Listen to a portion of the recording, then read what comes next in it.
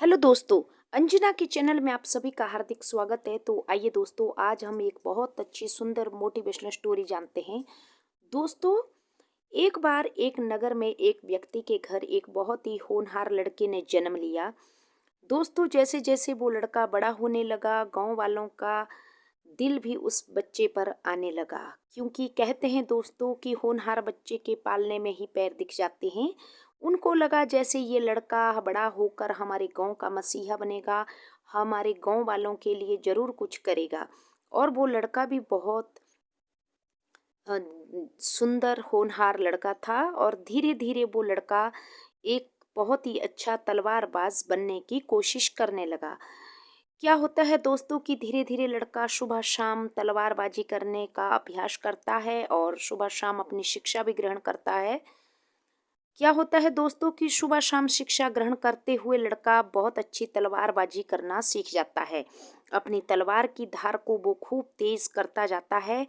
और क्या होता है दोस्तों कि उस गांव की जो लड़कियां थी वो भी उस लड़के को चाहती थी। उन सभी लड़कियों में से वो लड़का भी एक लड़की को पसंद करता था, परंतु वो अपने काम पर इतना ज़्यादा ध्यान देता था कि उस लड़की को भी नज़रअंदाज कर देता था।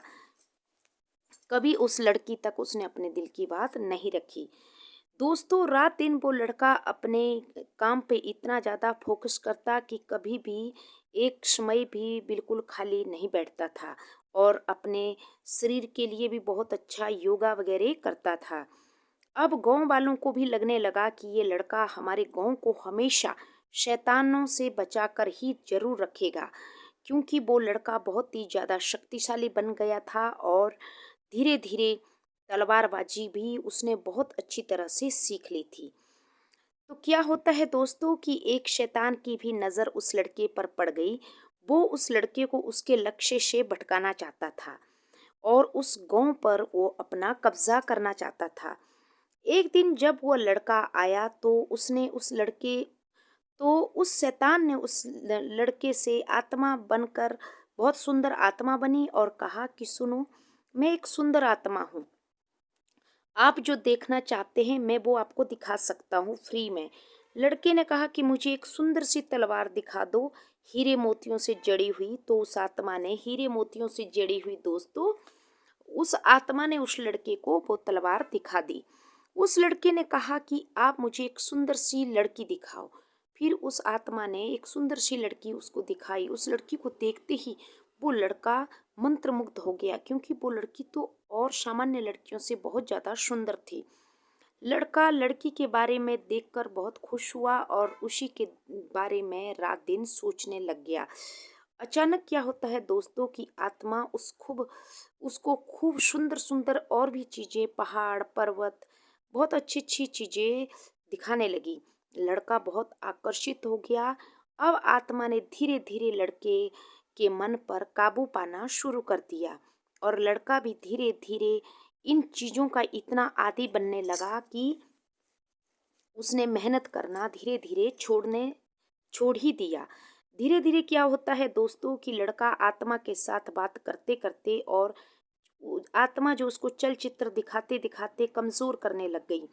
लड़के ने भी अब अभ्यास करना छोड़ दिया था और कामकाज करना भी छोड़ दिया था। बिस्तर पर पड़ा पड़ा वो आत्मा उसको बोलती कि क्या देखना है, तो लड़का वही चीज़ देखता। फिर लड़का कहता कि मुझे एक बहुत सुंदर तलवारबाजी सिखाओ, ताकि मैं भी वैसा ही बनूं। तो आत्मा उसको धीरे धीरे वैसे ही तलवारबाजी करना सिखाती। अब क्या होता है दोस्तों कि धीरे धीरे लड़का अब हाथों से अभ्यास करना बंद कर दिया, और जो आत्मा उसको, जो उसका मन करता वही आत्मा को कहता, और आत्मा उसे दिखाती रहती। दोस्तों, क्या होता है, उस लड़के ने अभ्यास करना छोड़ दिया, ना कोई काम करता। अब आत्मा उसको बैठे बिठाए ही सब कुछ दिखाने लगी, और लड़का ऐसा करते करते जब 10 साल हो गए दोस्तों, तो लड़का 10 सालों में बहुत ही ज़्यादा कमज़ोर हो गया, और उसकी सेहत भी बिल्कुल हर तरह से गिर चुकी थी। उसकी उम्र भी 30 के ऊपर हो चुकी थी दोस्तों। अचानक क्या होता है कि एक दिन वो आत्मा कमरे में बहुत जोर जोर से हंसने लगती है। लड़का अचानक आत्मा से हंसने का कारण पूछता है। इस पर आत्मा कहती है कि आज रात 12 बजे इस गांव पर एक शैतान हमला बोलेगा और ये सारा गांव तबाह कर देगा, और यहाँ से अच्छी अच्छी आत्माओं को हम अपने साथ ले जाएंगे, और यहाँ के भी जो भी इंसान है इन सब को हम मार डालेंगे, और इस गांव पे अब सदा सदा के लिए हम शैतानों का कब्जा हो जाएगा। तो लड़का कहता है कि क्या इस गांव को कोई बचा नहीं सकता? इस पर आत्मा हंसकर कहती है कि पता है, इस गांव को सिर्फ तुम ही एक बच्चे थे जो इस गांव को बचा सकते थे, परंतु तुम्हारे को तो मैंने 10 साल पहले ही रास्ते से भटका दिया है। अब तो तुम खुद भी अपनी रक्षा नहीं कर सकते, तो गांव वालों की रक्षा करना तो दूर की बात है। लड़का हैरान हो गया यह सब बातें सुनते हुए। तब लड़के ने आत्मा से पूछा कि आप तो मुझे 10 साल पहले भी मार सकती थी, तो फिर आज तक आपने मेरा वेट क्यों किया? इस पर आत्मा कहती है कि मैं 10 साल पहले तुम्हें इसलिए नहीं मार पाया क्योंकि तुम्हारे को कोई नहीं मार सकता था, और विधाता ने तुम्हारे द्वारा ही इस गांव को बचाने का लक्ष्य निर्धारित किया था। तभी तो तुम्हारा ध्यान इतना अच्छा पढ़ने में और तलवारबाजी करने में था। आज तुम एक महान योद्धा होते, लेकिन मैंने धीरे धीरे तुम्हारे दिमाग को ही 10 सालों में काबू कर लिया, और अब तुम इस गांव की चाहकर भी रक्षा नहीं कर सकते।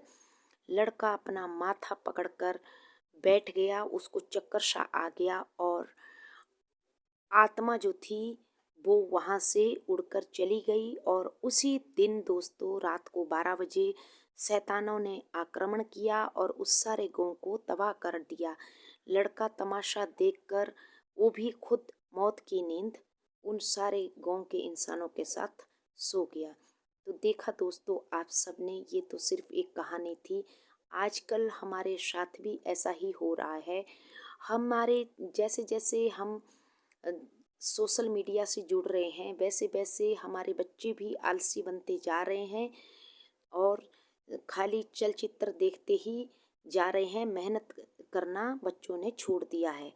तो ज़्यादा से ज़्यादा मेहनत करें, और इंटरनेट के माध्यम से, सोशल मीडिया के माध्यम से अच्छी अच्छी बातें सीखें, ना कि कहीं हर कहीं अपना दिमाग लगाएं, जिससे कि आपकी पढ़ाई में भी कहीं कोई रुकावट बैठे। तो आशा करती हूँ आप सब समझ गए होंगे। दोस्तों हम वही बनते हैं जो हम धीरे धीरे अभ्यास करते हैं। इसके साथ ही please subscribe my channel. Thank you.